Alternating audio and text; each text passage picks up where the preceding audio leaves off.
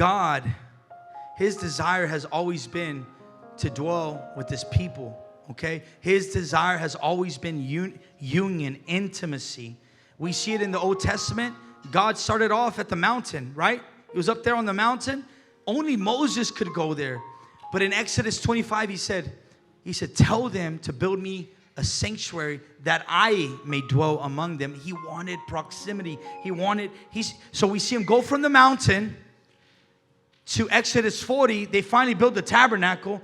And it says that the glory of God filled this tabernacle, that the presence of God filled this tabernacle. It was so powerful that Moses could not minister. Moses could not do anything. We see that in Exodus 40. In the very next book, the book of Leviticus. That Greek word Leviticus, it means things that pertain to the Levites. The law of the Levites, how you worship God. But in the Hebrew, that word, it's not called Leviticus. Did y'all know that? It's actually called Vayikra. It means, and he called. Because the very first verses begins in that book. And God called Moses.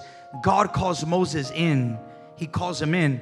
So we see in Exodus 25, God's dwelling on the mountain. Only Moses could go up, but he didn't just want Moses. He wanted everybody. He wanted all his people to dwell with him. He says, tell them to build me a tabernacle, and I'm going to teach y'all a system how you guys can approach me. A sinful people cannot dwell amongst the holy God.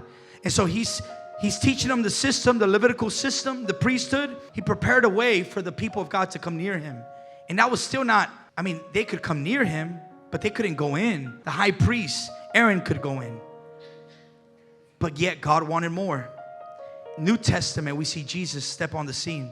And it says in John chapter 1, verse 14, it says that the Word became flesh and dwelt among us. That word for dwelt, it actually means he tabernacled among us. So in the Old Testament, what did God do? They pitched the tent, right? And God's presence was there. They would follow the presence of God. New Testament, Jesus is the very tabernacle. He is the temple of God. He is the presence of God. Everywhere he pitched his tent. And so when people came to Jesus, they were coming to Emmanuel, God with us. They were coming to God.